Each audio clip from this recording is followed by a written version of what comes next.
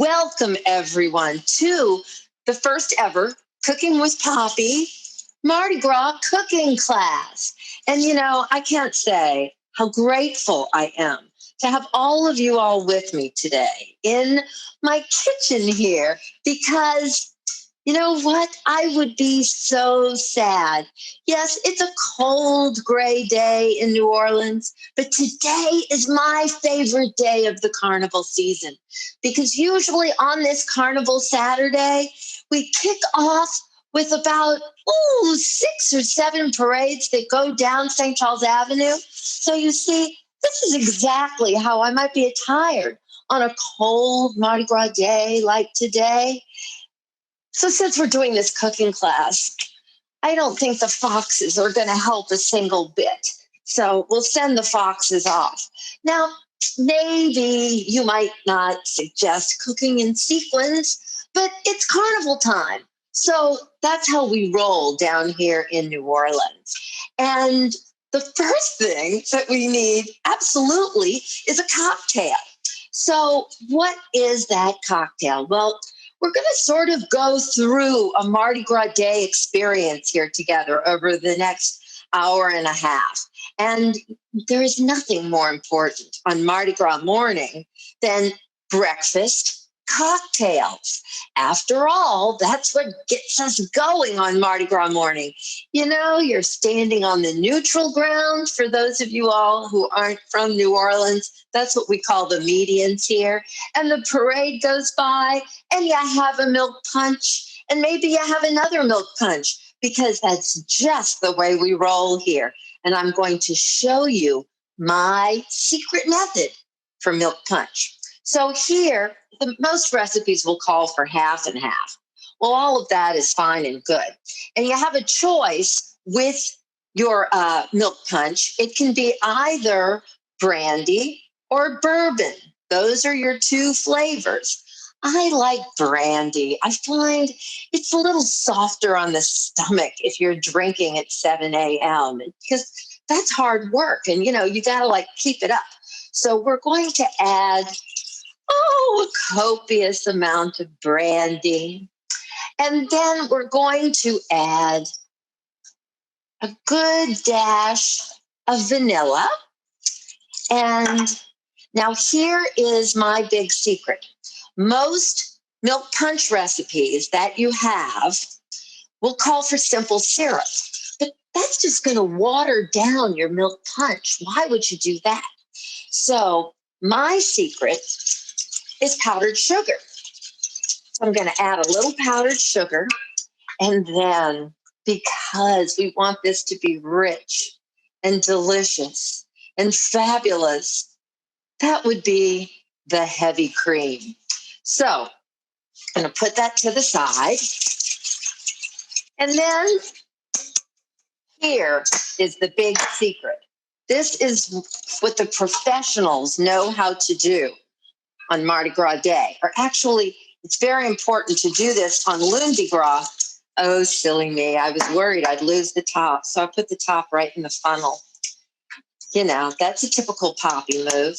Here you go. There's the top. Now, this beautiful elixir all goes right into the funnel. Hopefully, some of it not. I'm making a little bit of a mess over here, but luckily I have an able assistant who's going to clean up after me. Oh, this scent. It's fabulous. Oh, my goodness gracious. Okay. Now, important when you're doing this measuring, you want to leave a little headroom in your half-gallon milk container. Cocktail shaker? Who needs a cocktail shaker? All you need is your milk jug. And so we're going to shake it up and shake it up. And you see, this goes into your ice chest. This you can hold in your hand. This gets you all ready. And let me show you what that powdered sugar does. The powdered sugar actually creates this beautiful frothy head on top of the milk punch. And then we finish it, now not on the parade route. So maybe you have this and you do it a little bit ahead of time. But we finish it with just a little grating of nutmeg, and there you go. This is the Mardi Gras Breakfast of Champions. This is what it is all about, ladies and Hold gentlemen. it on top of the stove, Poppy, so they can see it. Ah, okay. There we go. Ooh. How about that overhead shot? Isn't that incredible? I'm so tickled to have you all here in this kitchen with me because I've dreamt of this moment forever. And, you know, with all the terrible things about the pandemic has certainly taught us all about these virtual events. So here we are with our virtual event, and I'm putting this back in the fridge for later. But you remember to save it up. Now, if you're at home, pour it in a pitcher, and it'll be lovely. If you make this on Lundi Gras, the night before Mardi Gras, please remember to warn the kids, because that's going to be an unusual start to their Mardi Gras day. If they use this on their breakfast cereal in the morning, that's not exactly the plan. I like this guy, right? That has happened at my house before. I will admit, out-of-town guests didn't know any better. Those kids were napping before Rex came by, and that's all I can say about that. Now, we're putting that back in the fridge for later. And what comes next on a Mardi Gras morning? Well, here in New Orleans, one of our most traditional things that you might see happening on a Mardi Gras morning is a delicacy called kala, rice kala. This is a dish that came across the Atlantic Ocean in the minds and hearts of the enslaved rice-growing peoples from Africa. And when it got to New Orleans, it became a very important part of the city here. If you went to Ghana and Liberia today, you would find the women in the open air markets making kala. If you ask them, what is that? In the Bantu tongue, the native language of the region, they would answer kala. So I love the fact that this dish actually is so beloved by the rice-growing peoples of Africa that it even kept its own name when it got here. And I know you out-of-town folks think you hit the city and you go straight to Café du Monde and you have the beignets and the café au lait and you've done it. Well, let me tell you what, if you miss out on the kala, you have not done it. And those beignets are a pain in the butt to make. So what's great about kala is that we eat more rice in Louisiana than probably anywhere else in the United States. We even can put a push on the Asian countries for as much rice as we consume. And thank goodness we grow rice here too.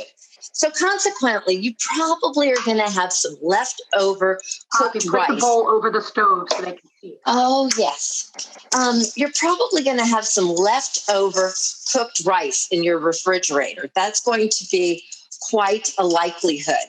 And that's important. You can't cook this rice and make the kala with hot cooked rice, because if you're making the kala sweet, then the sugar molecule is going to liquefy because of the heat in the hot rice. So we want it cold out the fridge, or at least room temperature.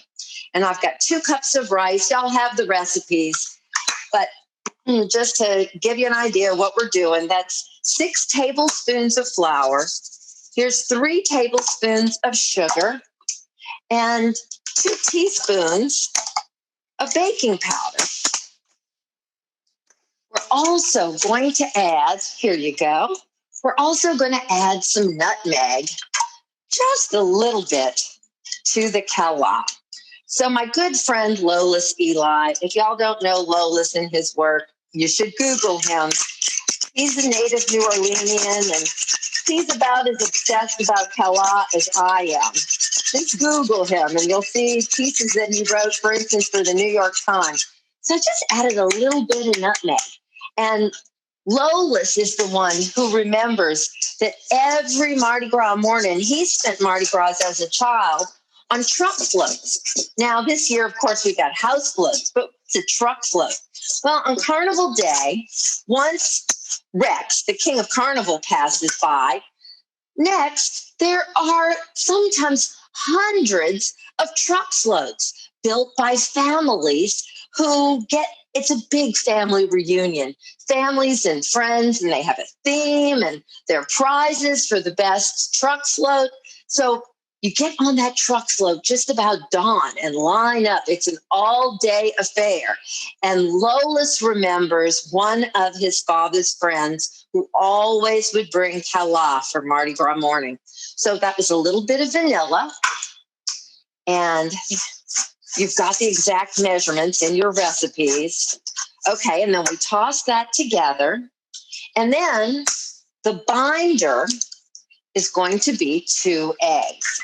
Now, this Mardi Gras cooking class is being brought to you all by my dear friends at Crystal Hot Sauce. Lord, I love me some Crystal Hot Sauce. The truth of it is, if someone is sponsoring the radio show, y'all just need to know this. It's not because I want their money. It's because I love them and their product. I'm very particular about who comes in the door with us and rides along on the poppy train. And Crystal Hot Sauce, for the 10 years of Louisiana Eats, I've been waiting for Crystal Hot Sauce. And this year, my buddy, Pepper Bomber, said, we're getting on the train, Poppy. Well, let me tell you how Crystal Hot Sauce figures into this rice kala recipe. So I'm mixing in the 2 eggs that bind it together.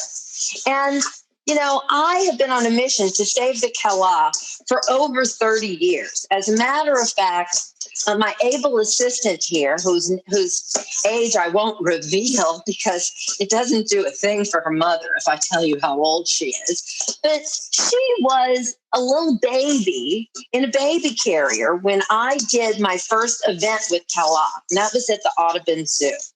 And you know, my very first day there, it was the first ever Swamp Festival. One of my very first customers was an old gentleman who came up to the booth and he bought some kala and he took a few steps away and then he came back with tears in his eyes. And he looked at me and he said, lady, my mama used to make these for me all the time when I was a little boy. And I'd completely forgotten all about that. Could you please tell me, how did you do this? And that was my great life-changing food moment because it was so clear that the taste of the kala had brought this man's mother back alive to him. And, you know, it just came to me in a rush in that moment. This is the thing that makes us all human. It doesn't matter what race or religion or nationality you are. The place where we all come together is the table because we're all human beings and humans have to eat. So I was so touched by that exchange with the man that morning that I began to do some research into the history of rice kala. And that's how I discovered their tie with Africa. And that is how I also discovered that there was the law before the Louisiana Purchase that the city was ruled by, the Code Noir. Well, the Code Noir designated how the white people, the black people, and the free people of color were to live here in the city together. And for those of you all who are looking in that overhead camera, I was just checking to see if the oil is hot enough. And the oil is hot enough because that little piece of rice is sizzling just like that. So because when I discovered that in the Louisiana, in the Code Noir, it designated all slaves were to have at least 1 day a week off. And I learned that on the slaves' day off, many of them went into the streets. Many of them became kala vendors. And this was so prevalent here in the city that they even had their own special street call. They would call out, kala, kala, belle kala to show, madame, belle kala to show, which means beautiful kala is very hot. They were always waiting outside of St. Louis Cathedral. And this was a really big thing in the city of New Orleans until about World War II. It was a street vending tradition. It was never sold from a stand like the beignets were in the French market. And that's how after World War II, unless you had this as a tradition in your family, you might never have heard of it or learned about it. But the other thing in the Code Noir, you see, that figures into the story of rice kala, it said that if a slave came to you and demanded his price and could pay it, then you were required by law to take his money and let him go. Now, I'm not saying that that's what happened 100% of the time, but what I am saying is that it definitely follows that the proceeds from those rice kala undoubtedly bought freedom for many of those enslaved peoples and their families. So I'd say a dish that comes from Africa, keeps its own name once it gets here, and then ends up buying freedom for some of the enslaved peoples whose prized recipe this is, I'd say that recipe is a whole lot more important than some dumb old beignet, wouldn't you? Now, what am I doing here? I've mixed all the ingredients together. The dry ingredients go in first, and the vanilla gets sprinkled on, and then the eggs go in. But you see, in my quest to save the kala, I realized, actually it was about 10 years in, that you don't have to make sweet kala every time. There's no reason why your kala can't be savory. I think that's going to be enough for now. And I want everybody to look in the pot, because this is one of my favorite things that's happening in the pot right now. You see, the kala are an obedient food. And what I mean by that is, you see those beautiful, there goes one right there. Those beautiful brown kalas, what has happened is they brown on one side and then they turn themselves over and they brown on the other. So that's what I mean by an obedient food, because you don't have to mind them once you put them in the pot. You merely have to make sure that they don't get too brown. That's all. So you see how beautiful they are.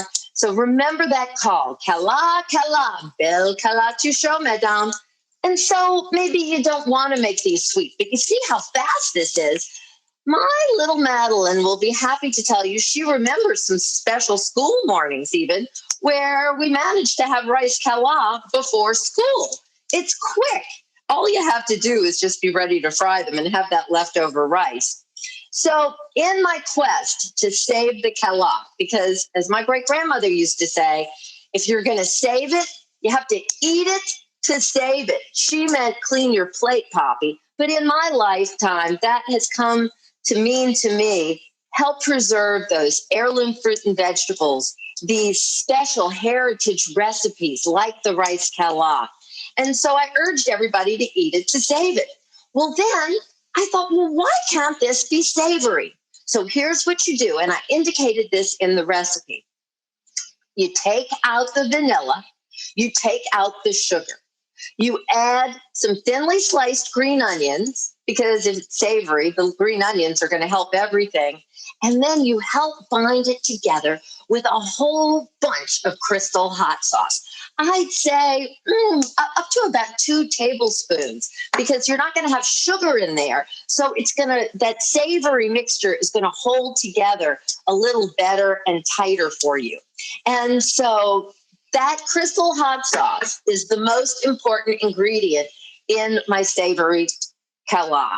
And, really and truly, to me, in my kitchen at least, crystal isn't just a hot sauce.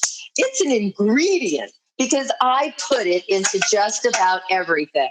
I was a little tempted to put a dash into the milk punch this morning, but I decided that we got enough going on today without adding a little heat to that milk punch. But I do hope that on Mardi Gras morning, or, I had another thought about this class and all the things that we're cooking today. And after all, tomorrow is Super Bowl Sunday. And yes, sadly, our beloved Drew Brees is not going to be making his second appearance at a Super Bowl, which kind of broke my heart. But all of these foods that we are cooking today, they are designed to help make your Super Bowl Sunday all the more special. Now, I imagine that maybe even by now, you all have some questions and some comments. And so I just want you to know that you need to type them into the chat, type them to everybody so that my tech master here can feed me the questions and we can have a dialogue. And I've got so many special friends in the audience, I know, that please tell me what you're thinking. I want to know all about it. So you see these beautiful kala, and this is how we finish the kala, with a sprinkling of powdered sugar. You know, if you had some leftover jambalaya, all you'd have to do is add the eggs, the flour, the baking powder, maybe some extra green onions, and a whole hell of a lot of Crystal hot sauce. And that would be a quick instant kala. So savory style. So look at these beautiful hot rice kala. How about that? I hope you all believe me. They're better than beignets. I'm so sorry that you can't be here in the kitchen with me eating all these delicious things. The scent in this kitchen is intoxicating. Now, what's going to happen next? And if anybody's got any questions about the kala, it's never too late to ask. Just let us know. So as I warned in my email to you, just an update on time. It's 1:22. As I mentioned in my email to all of you all, I have a lot of things all prepped up because that is quite simply the only way that we can make this happen. So let me show you what we've got in this pot here. This, if you all have not heard, this is andouille sausage. This is a beautiful piece of andouille sausage coming from some folks who got a whole bunch of attention. They were named one of Food and Wine magazine's best new restaurants. Piece of meat. Lord, I love piece of meat over on Bienville Street here in New Orleans. They are not shipping yet, but soon you're going to be able to buy their boudin egg rolls and their andouille sausage, even their special super duper bologna sandwich. You're going to be able to buy all that through Gold Belly. But if you, Leanne told me yesterday, as a matter of fact, she thinks they're going to be up and functioning on Gold Belly before the end of this month, February.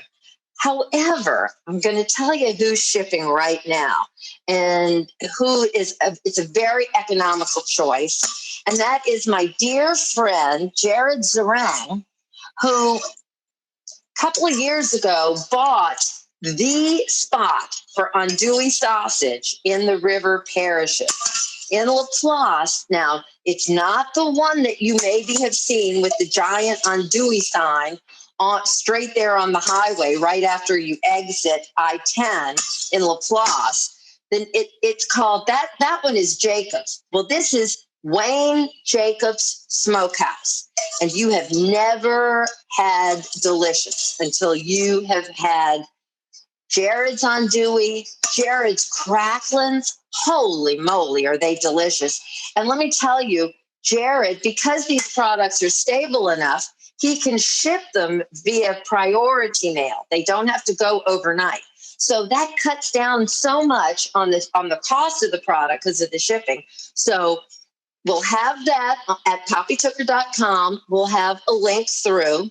And so you see in the pan now, I'm trusting you all can see, there's a little bit of burny bits. There's a little, so here is a little heavy cream. So, oil. Back to the kala for just a second here. David Hubble, you're absolutely right. Always use, not just clean oil, use fresh oil. Because you know what? Life is too short to use dirty oil. And Paula Carmichael, I am so glad that you're having a good time with us. I'm so glad you're here. I can't tell you all, really. This is, I've been teaching cooking since before my little beloved mini-me here existed. So you can imagine how many years those are. I never could imagine that it might be possible to welcome people from all over the country into my own kitchen to cook with me. And if you all are having a good time with me today, there's going to be a Lenten class. I'm thinking about it. I'm formulating it. It'll be all seafood. Okay, so you see what's going on in the pot? Now you have to try real hard not to let this boil over. What we are doing here is, it's tricky when you're operating the controls backwards. We are reducing heavy cream. And so that heavy cream that I poured, and it's the real thing, heavy, heavy, heavy cream, we are going to reduce it by about half. Reduced heavy cream just turns into the most unctuous, lovely thing that you've ever had besides butter, just right off your finger. So it boils and boils, and you can't leave it, okay? If you walk away from this, it's going to boil over. And, I'll tell you what, we love Jared Zerang and David Hubble, his friend Buddy in Bashery. I don't know who that is, David, but you'll have to share that with us in the chat. But I'll tell you, my Jared Zerang, he's my buddy. He's has some lovely recipes that are featured in my last cookbook, which was Drag Queen Brunch. Okay, so you see this heavy cream is reducing. And remember, if unattended, if you look away for just a little bit, it's going to boil right over and it's going to make such a mess on your stove. You're going to be so irritated. But this is the most wonderful appetizer. Now, this is a parade route food. This is something that's very stable that you can keep in a chafing dish or on a warming tray while the parade's going on so that everyone wants to just come back to the house and have something yummy to eat. So the cream has reduced by half. You see how lovely and thick and beautiful it is. And the other ingredient that's going in is Creole mustard. So what's Creole mustard? Creole mustard is simply a coarse, spicy, rough grain brown mustard. It's called Creole mustard because it was created, sold commercially for the first time by a gentleman named Emile Zatarain. And so that's where the original, in the grocery stores and elsewhere, Creole mustard came from. But now there's all sorts of Creole mustard. Donald Link makes a beautiful Creole mustard product at Cochon that he sells on Cochon Butcher. Do you see this yumminess in the pan? Okay, so what are we going to do? We're going to add the andouille back in. So those beautiful brown andouille pieces. And a little statistic that I wanted to give you all, because, when you're planning a party, you're always planning it by the bite. So this was 1 pound of andouille sausage and sliced relatively thinly, just about maybe 1/4 of an inch. It makes about 40 slices, which was perfect for this class. If only you all could come and eat with me here today. So Paula Carmichael in Rhode Island, there's a huge Italian community up there, just as there is here in New Orleans. And the Italians have their own kind of a rice cake that's called arancini. And arancini are always savory. And my good buddy, Laura Guccione, who is such a specialist in all things Sicilian Creole, she believes that quite possibly it was the African slaves who may have in some way brought that concept into Italy with that rice cala, with that original rice cake. Now, guess what? Of course, we're going to put some Crystal hot sauce in here. And if you're not familiar with Crystal, all I can tell you is you've never lived. The reason it is so good is because this is not going to be so hot it's going to burn your mouth, because Crystal is made with nothing more than distilled vinegar, a little salt, red cayenne peppers. That's about it. It's a completely natural product, and it just adds this distinctive pepper flavor without the intense high heat that you're probably familiar with from that little bottle of Tabasco that lasts forever. Well, I practically drink this. This doesn't last forever. As a matter of fact, one of the crystal secrets I happen to know is that when Pepper, who's the new president of the company, and I just love that he's called Pepper, his mother was a Brennan. His mother was Brenny Brennan, and that's Dottie Brennan's daughter. So Dottie is Pepper's grandmother. And when they heard that there was going to be another Alvin the third bomber, his grandfather's the one who started Crystal. It was Dottie who said, well, we are not going to call this boy Alvin. He's going to be Pepper. And so that's how Pepper came to be. And I love that family. I love those people. And there you go. And so all you need is a toothpick. And there is this absolute, I hate to torture you all like this, but isn't that beautiful and delicious? All righty. Doesn't get any easier than that. All righty. We can remove this away. And now it's time to get down to the serious business. Any questions from anybody, I wondered? No question. Y'all are sitting there so obediently quiet. You see how you couldn't cook along with me? It would have been completely impossible. So now we're going to bring over the next ingredients. Excuse 1 second while we just do this little changeover. And it is time. Poppy, tell them if they have questions to raise their hand. If you have a question, you can also just raise your hand. That's totally fine too. And, oh, buddy. Of course, I have my little buddy here with me who's making a little coughing sound. Okay, we're done with this. We're done with that.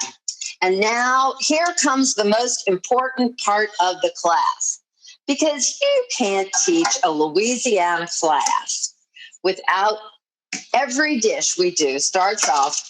First, you make a roux, and then you add your seasonings. Thank you.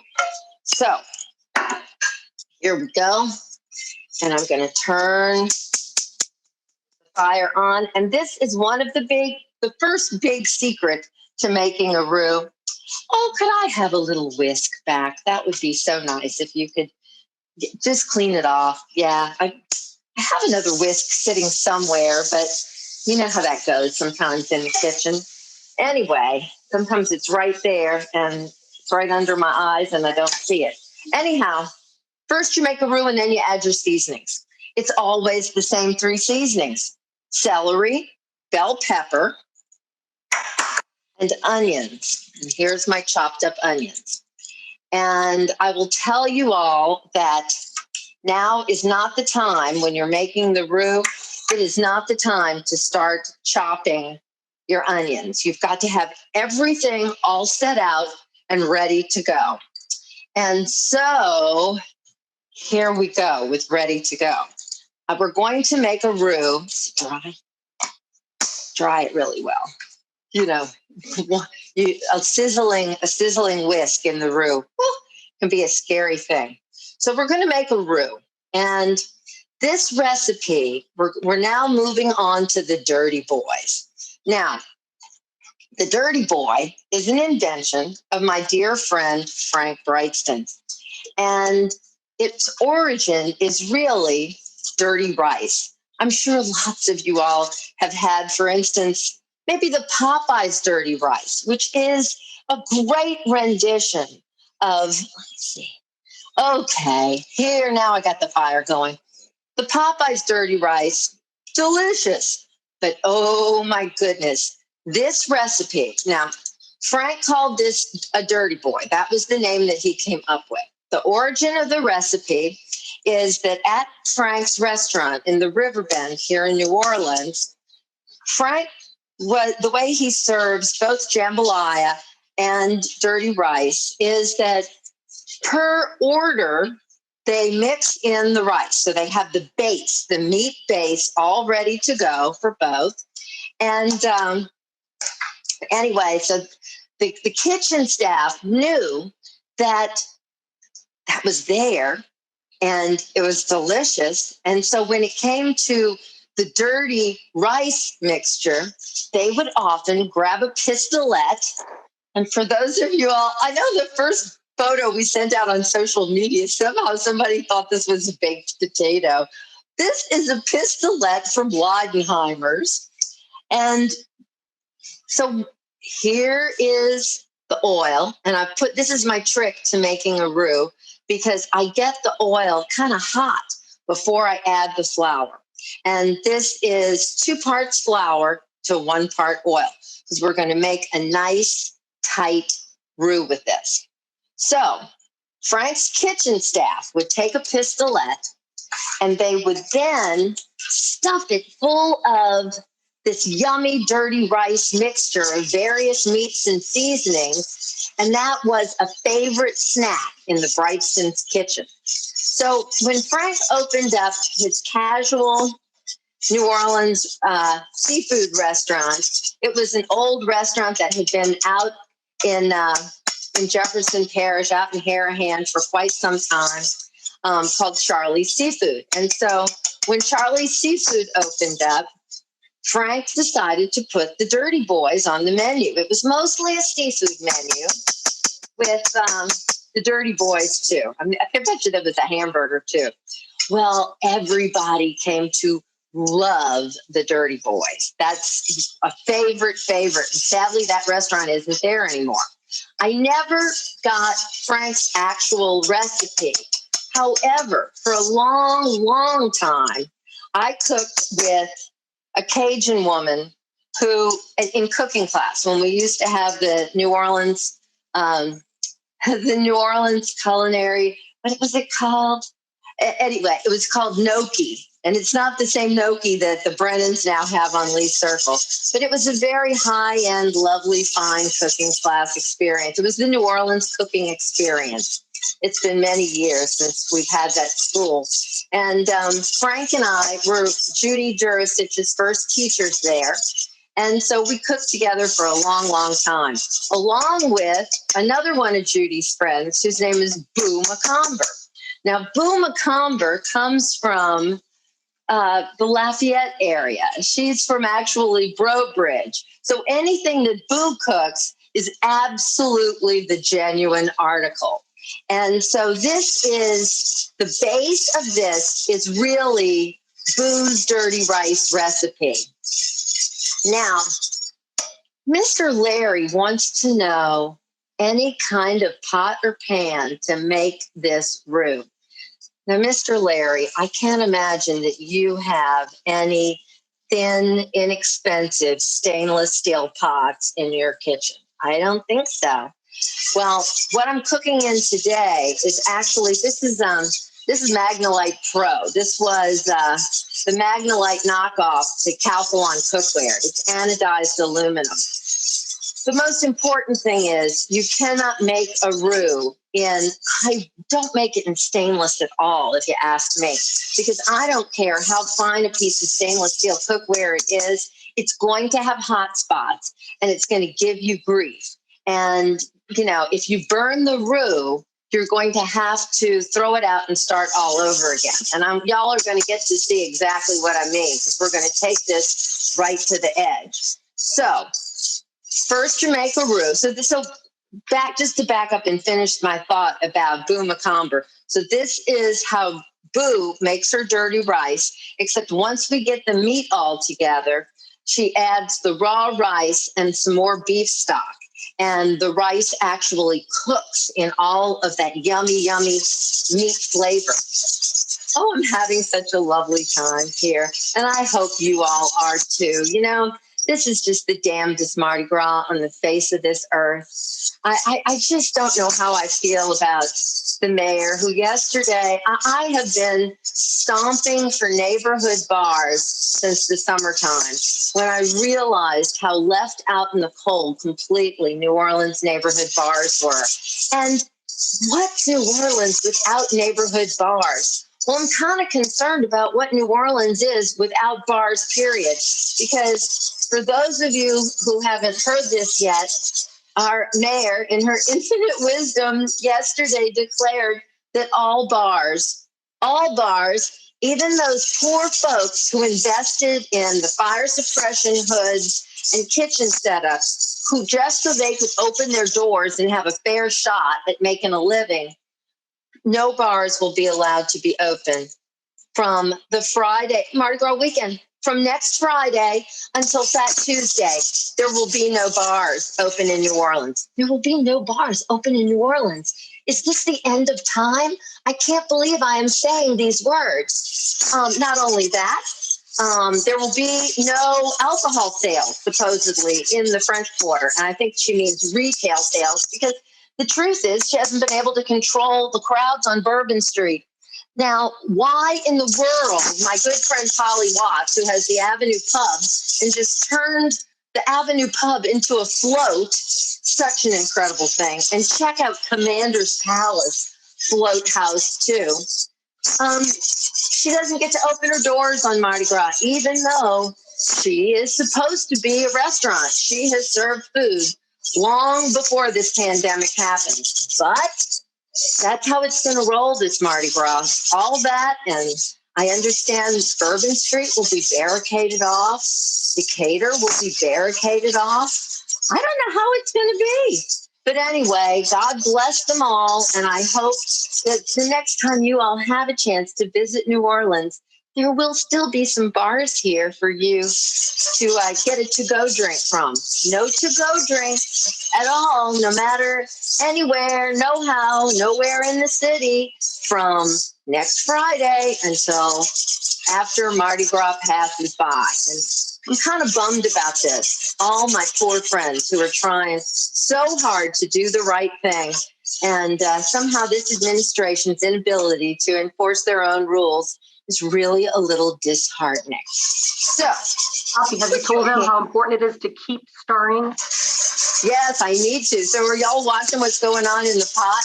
We have, and remember, this is 2 parts flour to 1 part oil. We've long gone past the stage where it was a blonde roux. That's the roux that will thicken up the most. That's the one you make with butter.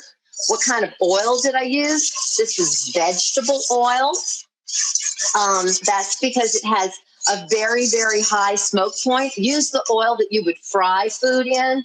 And remember, life is too short to reuse oil for frying, because every time you fry something in oil, it breaks the composition of the oil down a little bit, and it's going to make your food greasier. So if you're going to the trouble to fry, for God's sake, use fresh oil. So now you see the roux is changing, and the color that we are ultimately looking for here is kind of a milk chocolate brown. And doesn't it look beautiful? Everybody see? This is the real thing. Now, what's the most important next thing you have to know? Oh, and by the way, as Mr. Larry pointed out, we're not doing this in some inexpensive stainless pot. This is a heavy, heavy pot, which means that this pot is retaining a great deal of heat. And that means that to control the cooking of the roux, one of my techniques is sometimes you're going to want to slide it off the flame to see what color you can get it to just in the pot when you're getting close to that milk chocolate brown color. So, you know, as I said, all of our recipes start off. First you make a roux and then you add your seasonings. And it's always celery, bell pepper, and onions. And so a lot of people think that what that means is you get the roux to just the right color, and then you dump all 3 seasonings into the pot.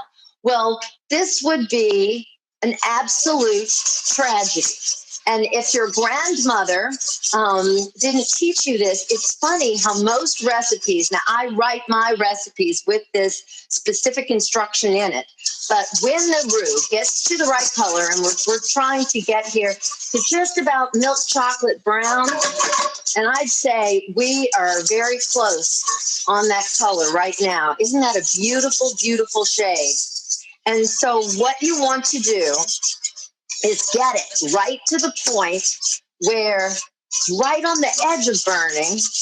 And I think we're right there. And then you're going to add the onions. by themselves. The onions go into the roux first and by themselves. And you're going to see a magic trick happening. And that magic trick is that you see these yellow Spanish onions, the ones that make you cry, they have a great deal of natural sugars in them. So these aren't Vidalia onions or some sort of special sweet onion. This is just that yellow Spanish onion. And so we get it right to the edge. And, I'm taking it as far as I can for you all today because I really want to make you brave. And remember, I'm doing this on high heat, but you can't leave it. You have to stir constantly. You have to, if the UPS man rings the doorbell, he's got to go away. Don't answer your telephone in the time that it will take you just to turn away from your roux. The roux will burn. And if it's burned, then you got to throw it out and start over again. So remember, we're using vegetable oil. You cannot make this roux with butter, even though roux, would you hand me a wooden spoon, please? Even though roux is a French word, R-O-U-X, and in France, it means a combination of butter and flour. The French would they're horrified by the color of this roux, and they would never, ever, ever. Isn't it beautiful? And they would never, ever, ever cook a roux down to this color. So one more moment. Oh, and if you could smell it, I just wish we had smell-o-vision. They've figured out everything else. I just don't know. Maybe we'll have to eventually send out some scratch and sniff cards so that you can experience this right along with me. Okay, now here comes the magical moment. And by the way, this is a perfect roux spatula. It's got a little indentation, so it's a little bit like a spoon, but it's got that flat edge on it, which allows you to get into all the corners. Okay, and now we are going to declare this roux the perfect color. And into the roux go the onions. We're going to stir the onions up, and you're going to see a magic trick happen. And what's happening here, you see, is that the onions are exuding their juices into the dark roux. And because of all the sugars, and make sure you're scraping every corner of the pot, because of all the sugars in those onions, the roux is getting darker. And it is going from a milk chocolate brown to a bittersweet chocolate brown. Now, what would happen if we added the celery, the bell pepper, and the onions all together at one time? A tragedy would happen because the roux would get lighter. And the roux is going to get a little bit lighter already when I add the celery and the bell pepper, but you'll never get it back down to another very dark color like we are approaching right now with this roux. And you see how tight this roux is? If this makes you nervous, the reason for the oil, other than that unctuous slip on the tongue, is really to be a vehicle to move the flour particles about.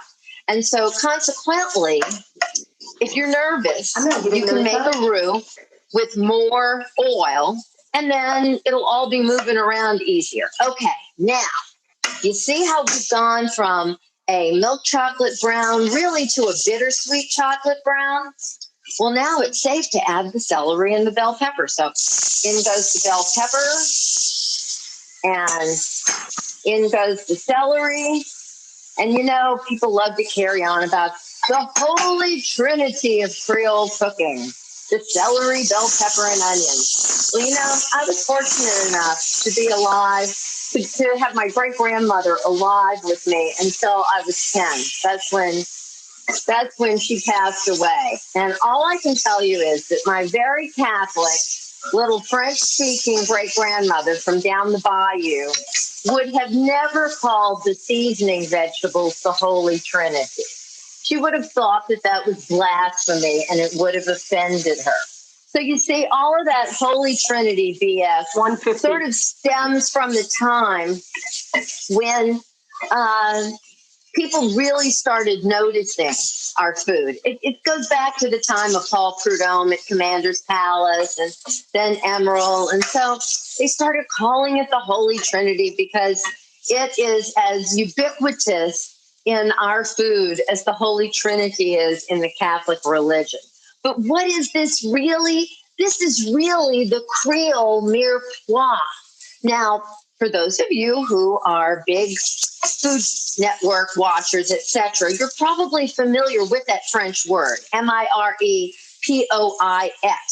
Those are the seasoning vegetables of the French. And those three seasoning vegetables are always celery, onions, and carrots. Well, think about those Creoles who came here from France. And so, of course, they remembered about their mirepoix, but here in the city, where we are painfully aware of being at least 7 feet under sea level in most spots, here in a city where you can't even dig a decent grave, how in God's name are you going to grow a carrot? You're not. The water table's too high.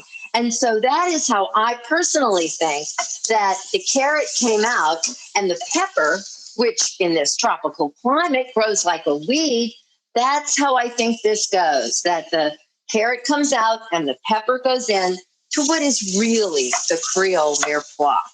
Okay, so here we've got that roux. It's all together. And now let me get the rest of the ingredients that are going in.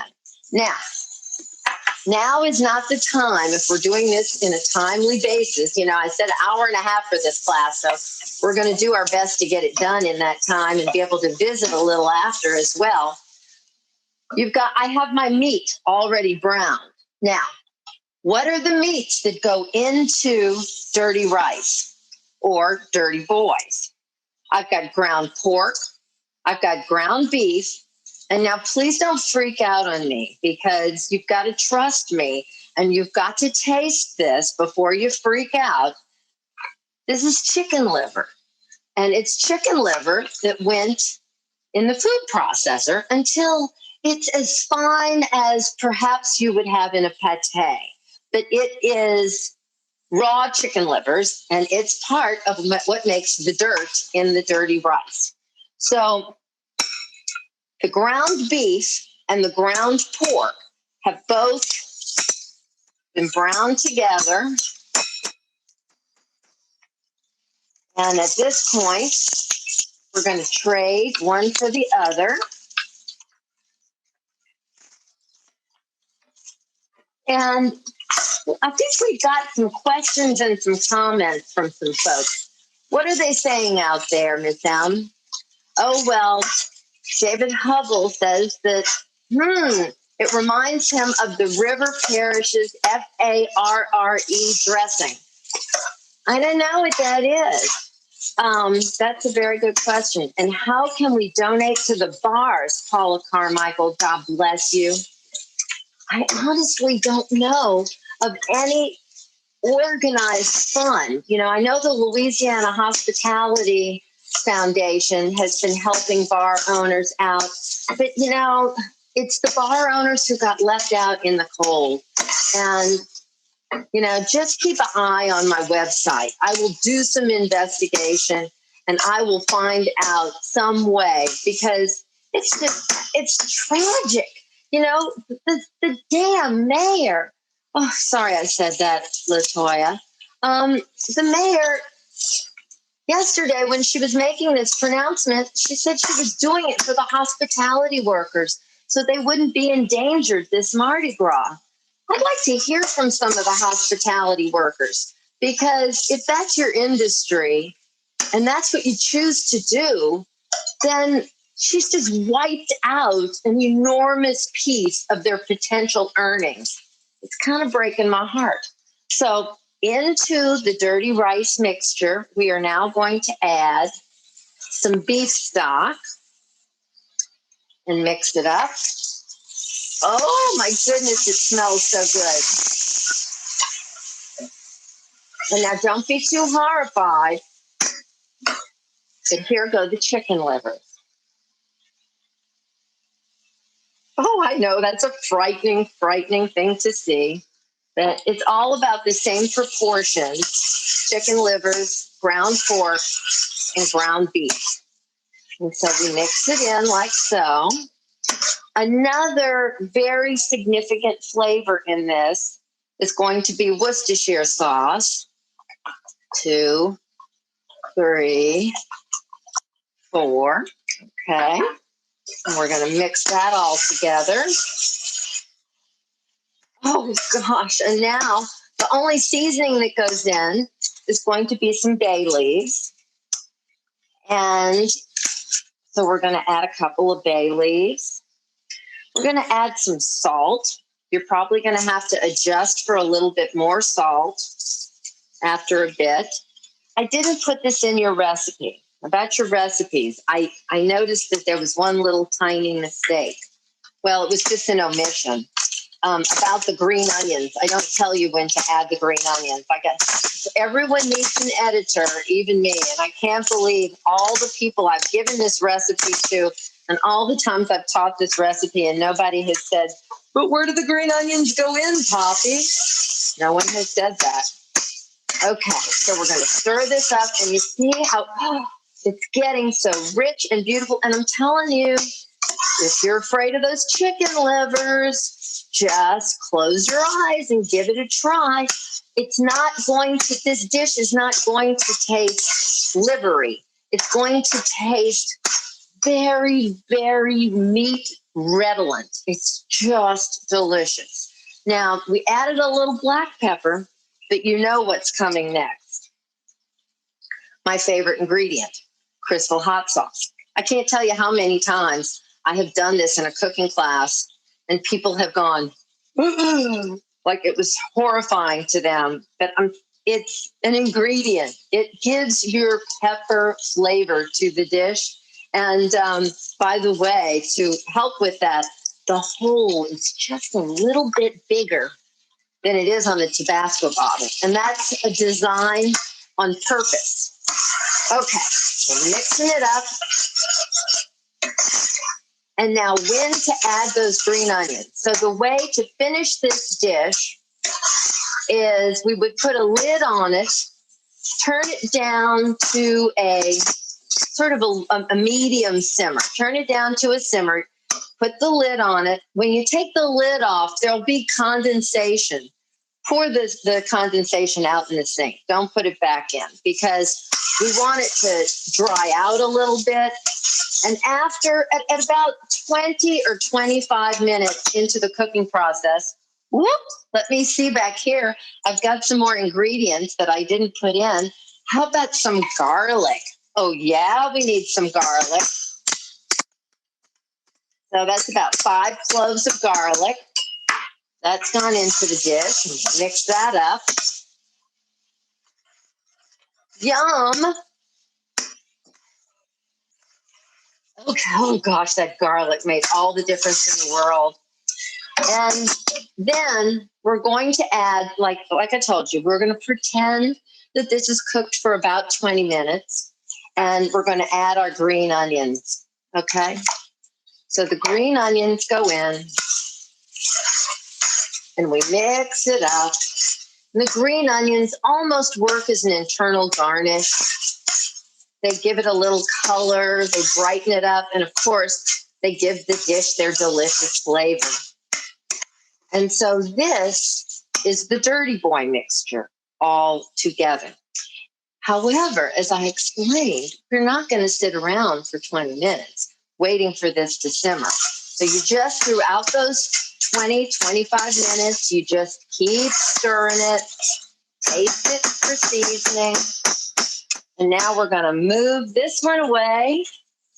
And let's bring out the Dirty Boy here is the mixture that was made up in advance. And so this is how it looks. This is about room temperature. And so I'm going to get it nice and hot and show y'all. Oh, see, it's getting all shiny. Isn't that beautiful? You know, I bet it needs a little bit more crystal hot sauce. Yes, never can add enough. All righty, mix it in. And then let's talk for a moment about one of my absolute favorite New Orleans ingredients, New Orleans French bread. It's about those dirty boys, of course. You know, a dirty boy is a play on a poor boy. And by the way, I know that it's very popular to spell it Poboy. And no matter what y'all think about us down here, we do know how to enunciate. And if you look at the big wrapper in the stores that the poor boy bread comes in, it clearly says Poorboy. Now, how does that poor boy get its name? Well, the inventor of the poor boy actually goes back to, we now are reduced in New Orleans to two traditional New Orleans French bread bakers. We have the Gendusa family, the John Gendusa family, who, God bless Jason, he is the fourth generation now of that family, and he is carrying the tradition on. He's in his late 30s, and he is the baker over there. John hasn't fully retired. He's still around. But anyway, it was John's grandfather who, at the time, in 1929, there was a streetcar strike. And at that time, that was the primary form of transportation here in New Orleans. And so it threw the city into tremendous chaos because nobody could get around. Well, the streetcar drivers, the streetcar conductors were striking for a better living wage. And of course, nobody wanted to pay that. Well, this strike went on so long and it was so violent that they even brought in strike breakers from the north. Well, there were a pair of brothers, Benny and Clovis Martin, who had been streetcar conductors previous to opening up their own sort of corner grocery where they were also serving plate food and that sort of thing. And it was called Martin Brothers. And their French bread supplier was the original John Gendusa. So one day they sat down with Mr. Gendusa, and on a piece of brown paper that they still have at Gendusa's bakery over on Mirepoix, they sketched out how long a sandwich would have to be to feed a whole family, because they knew that it wasn't just the streetcar conductors who were hungry. They had families going hungry at home. And they posted notices all over town that said, as long as this strike continues, those poor boys will always have a free meal at Martin's Grocers. And so that is how the sandwich got its name. They say that every time a streetcar conductor would hit the door at Martin's Grocers in those days, they would call to the back, "Here comes another one of them poor boys." So maybe they were saying poor boy, but it's a poor boy, okay? We know about that. There was another revolutionary change to that about yard long, maybe a little bit longer poor boy loaf. And that was that the ends of the loaf were blunted instead of being pointy as French bread loaves, you know, like a baguette, like your typical French baguette have always been. And they did that so that whoever was getting the end of the sandwich wouldn't get the short end of the deal. They too would have a full sandwich piece at the end. So those are the two things that makes our poor boy loaves distinctive. And also, by the way, you cannot bake New Orleans French bread any place else but in New Orleans. And you may think that that is ridiculous, but it is absolutely the truth. We know this for one reason, because in the 1950s, the originator of the poor boy loaf, Mr. John Gendusa, some of his master bakers decided they wanted to open up their own French bread bakery. And so they weren't going to go into competition with Mr. Gendusa. Instead, they went just a few miles, just 60 miles upriver to Baton Rouge, and they completely replicated the bakery, the equipment, the ingredients, everything. John Gendusa even himself went to Baton Rouge to try to help them. And what they discovered was it is something in the New Orleans water. Maybe it's something in the air. but you cannot make a true New Orleans poor boy loaf any place but here in New Orleans. I spoke on my Louisiana Eats show. You will be able to find an episode that I did not so long ago. I think it's the Fathers and Sons episode. And it's got interviews with Jason and John Jandusa in it. We also then interviewed my great heroes, the Leidenheimer family, the Juan family, also now have a fourth generation there. They have very kindly, when other small family bakeries have gone out of business, they've purchased those bakeries and folded them in. And so that's how you can go to the grocery store and you can find that Rising's Poor Boy Loaf, Reising. Well, that's from the Leidenheimer Bakery. And Sandy Juan told me in this recent interview that the truth is it's the water. So it's kind of like the way people talk about New Orleans, about New York bagels. You know, I've also heard that it's the water that gets you that authentic bagel, and it's not like that anywhere else. And Sandy said, you know, maybe if they had 18-wheelers truck up the water someplace, maybe they could replicate it. However, lucky for all of us, Leidenheimer's does ship across the country. And so there are lots of places in the United States where they are serving authentic Leidenheimer poor boy bread with authentic poor boy sandwiches. So, okay, this is a special. You see how pretty this is? This is just a beautiful, special little pistolette, okay? It's not a baked potato. And what I've done is I've cut a little slit, but I'm not cutting it all the way through. I'm making just like a little hole for it here. And then I'm sticking this delicious, holy moly, does this look good? Okay, so goes in like this. And then I guess I really need to show you the whole thing so you'll understand the drama. So just a moment, let me grab my aluminum foil. And speaking of grabbing the aluminum foil, how about this float flower that is right behind me? This flower is very typical of what you're seeing blooming on houses all across New Orleans. And that crafty little Madeline is making her own float flowers. And so she made today's decoration entirely possible, just as the Guccione sisters they've made these headdresses for probably 20, 25 years. And if you would like one of these, you can also find something similar at Fifi Mahoney. So here I have the aluminum foil. We're going to put that delicious sandwich in there and fold it like this so you know where that top edge is. So then, oh, if only there were parades. Here is how it goes. You would take this little bundle and throw it in a low oven. If you're going to only do it for 30 minutes, make it about 350 degrees. If it's going to sit in there longer, make the temperature maybe 250, 275. But here, my friends, is the bottom line. Just a moment. Okay, out of the oven come these magical little packets. So in a perfect world, the parade would be passing.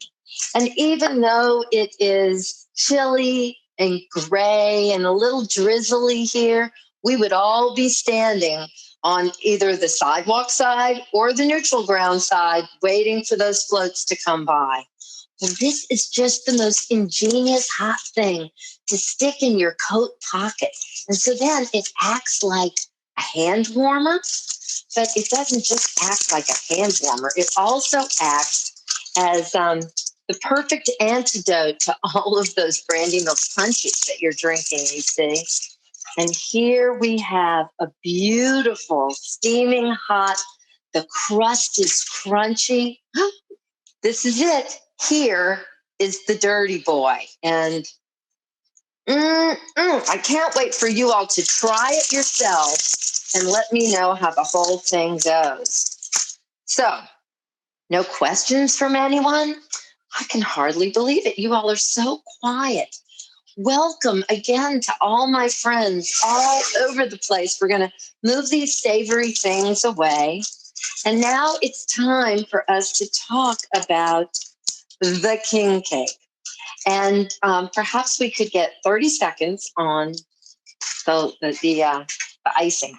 So the recipe that I included in the class notes that we sent out to everyone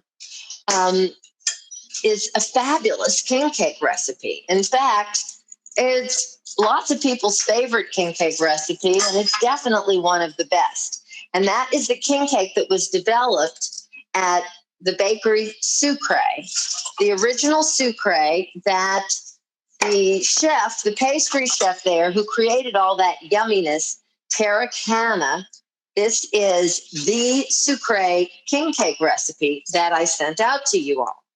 Now, I am not going to pretend to do anything that I don't know how to do. And that would include baking a king cake. I am not a baker, and this takes a little skill. So today, you've got the recipe. And if you are a baker, that is Tariq's recipe. It's recipe tested.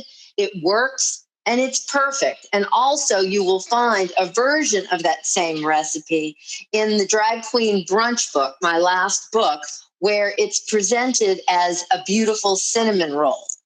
However, okay. So I don't make king cakes. Now, what are you going to do if you don't make a king cake? Well, of course, there's lots and lots of bakeries that are shipping king cakes all across the country. As a matter of fact, one of the most significant of these bakeries is the Randazzo family. And the Randazzo family has Camellia City Bakery, and they are in Slidell.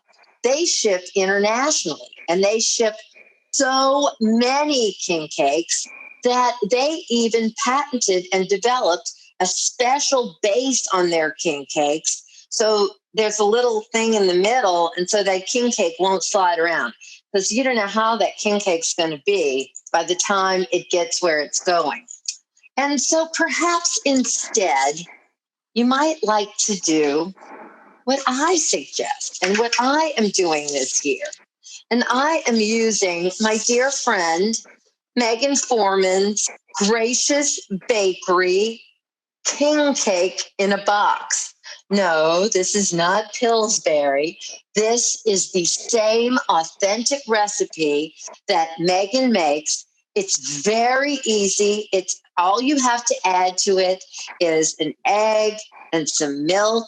And then, of course, you're going to need a little bit of butter into this dough. And they're very easy to follow instructions where you roll the dough out. Included in here is the cinnamon sugar filling, because what is king cake supposed to taste like? King cake really tastes like cinnamon, an original king cake. You know, in the land before time that I hail from, there weren't filled king cakes. Our king cakes, the ones that I grew up on, the ones that many people regard as the most authentic king cake, that king cake was just a simple ring of brioche dough, much like this, that, of course, had a baby in it, you know. Here's the baby in the king cake. And the babies are included. Everything is included. Should I put his name, or should I just put? So here we've got the icing that's included. And it had set up once before, and so we heated it up to make it liquid again. And so here is the result, amateur made, of Megan Foreman's beautiful new king cake product. And you can find it online at graciousbakery.com. There's lots of places, if you're near to New Orleans, that's selling it. And so here we have the simple royal icing that goes. This year's king cake season has gone completely wackadoodle, you know, along with float houses and everything else that's going on. there are more king cakes than ever. And one of my good friends, Will Samuels, I have such admiration for this man. He is the Baron of king cakes. About 3 years ago now, he started what is called the King Cake Hub. And the King Cake Hub, for those of you all who are close to New Orleans, he's not shipping. So that's not where to go to find where to get a king cake shipped to you. But the King Cake Hub is over on North Broad, where the Broad Street Theater is. And he's offering over 60 different kinds of king cakes over there, if you can believe that. So, okay, now I've got that royal icing on there.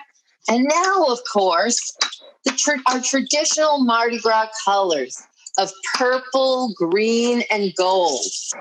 And so I'm going to sprinkle on a little bit of purple and gold. Isn't this just the loveliest thing? And by the way, these sugars are totally made with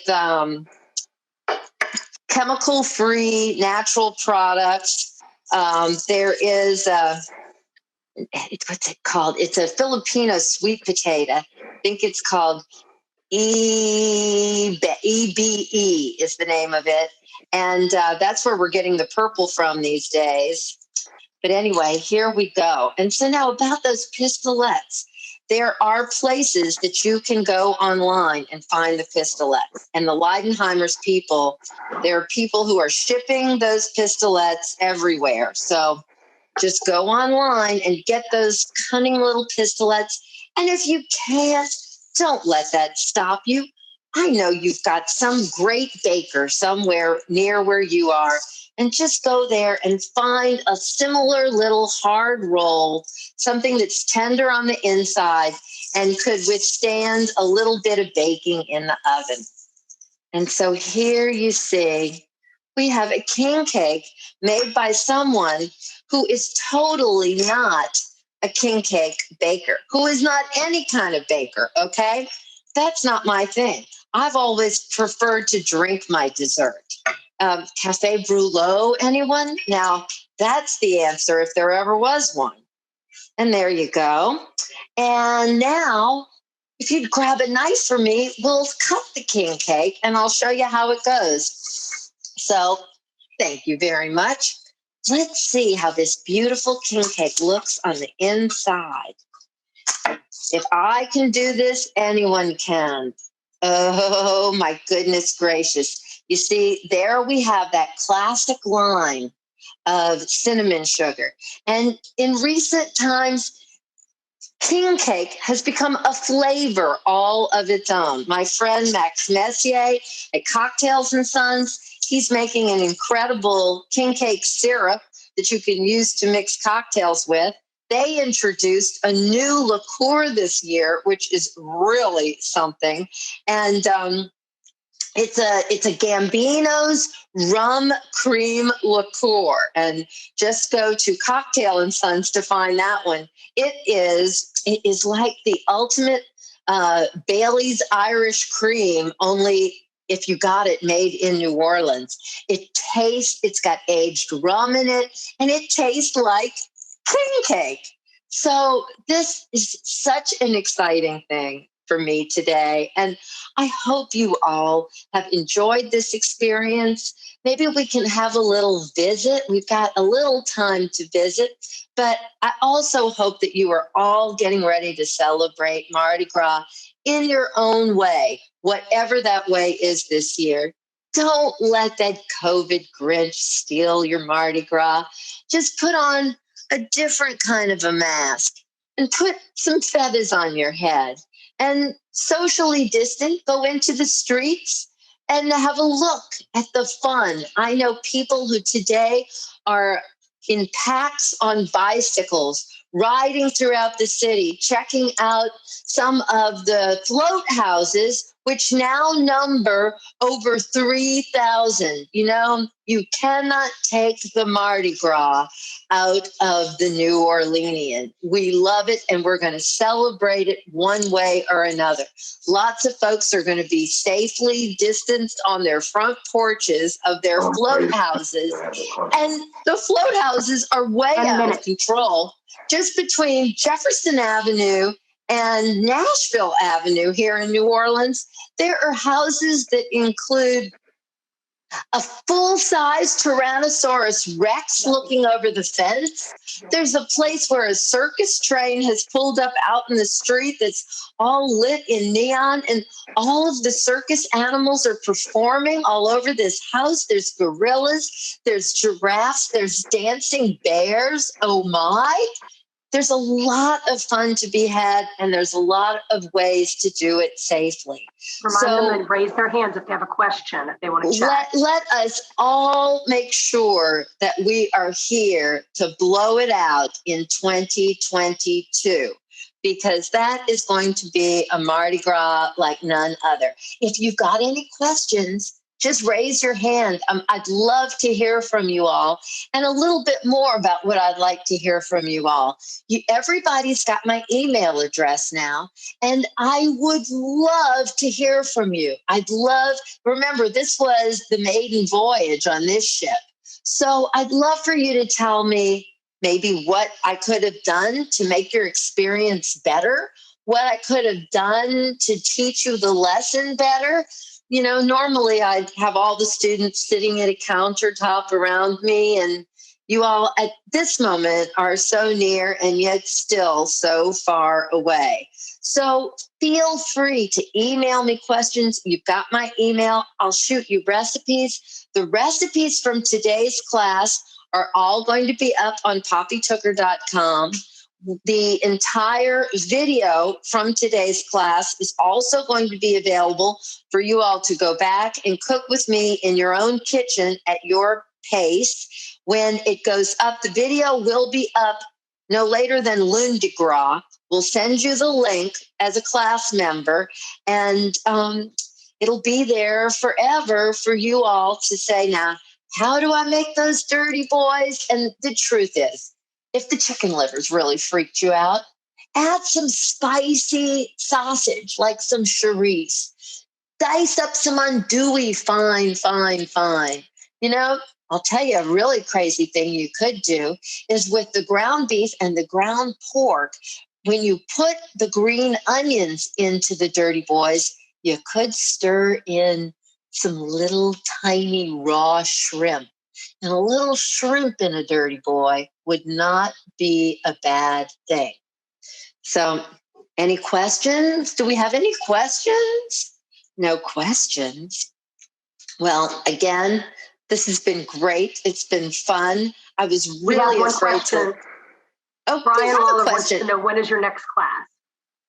Oh, my goodness, Mr. Larry, one of my very favorite students. And the things that Mr. Larry can do with my hair, too, are simply amazing.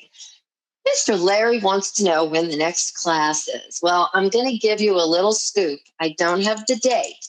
The next class will be a Lenten class. It'll take place sometime in the month of March, in early March, similar to when this class is taking place. And I can give you the scoop on the menu because I've been thinking about it. And so it's going to be a 3-course class. We're going to start off making remoulade sauce for shrimp remoulade or eggs remoulade, another alternative I'm going to give you. And then we're going to make the gumbo that Wynton Marsalis has always called the Have Mercy Poppy Gumbo. So we'll have seafood gumbo, no meat in the gumbo. This is going to be a Lenten class.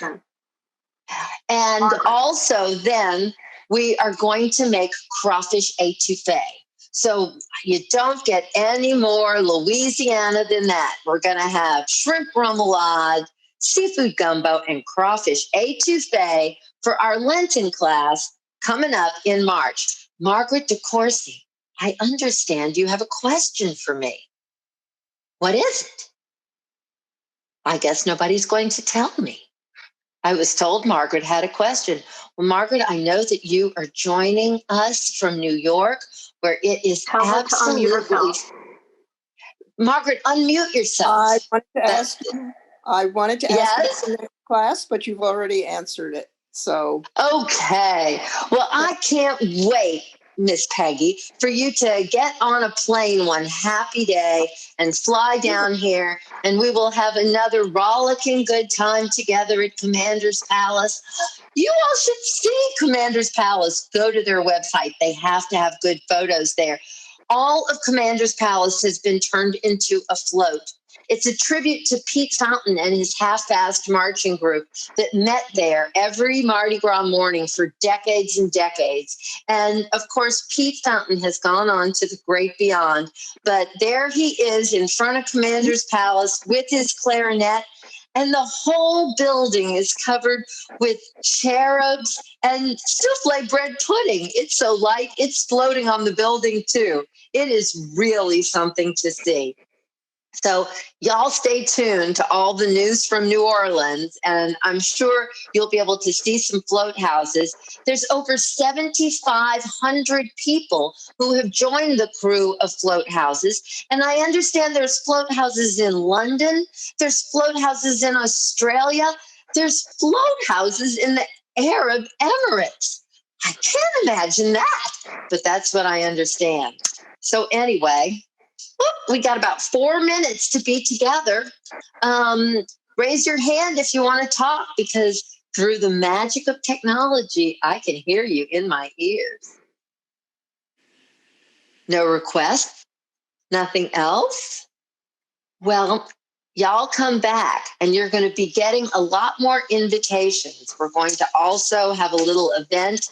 I'm going to have some cooking things coming up that are going to be coming from some of my Louisiana Eats sponsors. So we're going to be having an ultimate Louisiana fish fry class where you can learn how to make fish pecan, simple, easy, and the right way.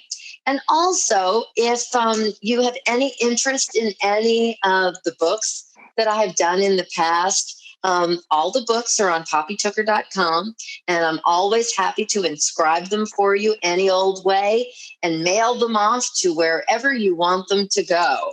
So please stay in touch. You know, it's lonely here in quarantine. I don't get out much. I'm still waiting for my vaccination, as I imagine a bunch of you all are too.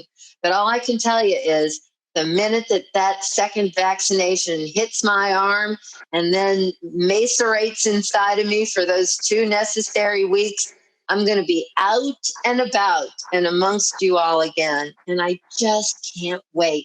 So thank you for turning my usual favorite Mardi Gras Saturday into something that was great fun for me. And we've got some serious eating to do around here. So y'all stay in touch, and thanks again. Last chance for questions. Anything else? I guess not. So I'm going to kiss you goodbye and say thanks again. And don't forget Megan Foreman and Gracious Bakery. And don't forget, it's not hot sauce. It's an ingredient that you need in your kitchen. That's how you get that authentic flavor. Thanks to everybody who helped make this possible today, to Jonathan Evans and Mary and Gay, who are manning some cameras down here for me. A special thanks to my special projects manager, Reggie Morris, who helped me figure out this whole kit and caboodle, and his lovely wife, who used to be my producer director on Stepping Out, Ashley Richard Morris. She's been here helping out too. And of course, it wouldn't be an event without having Madeline here with me. Maddie, just wave for him. Just give him a little wave. Oop, there she is. Thanks, y'all. Come back, please. I hope to see you all in March. Bring your friends, and I'll take your suggestions. Just let me know. Happy Mardi Gras, y'all.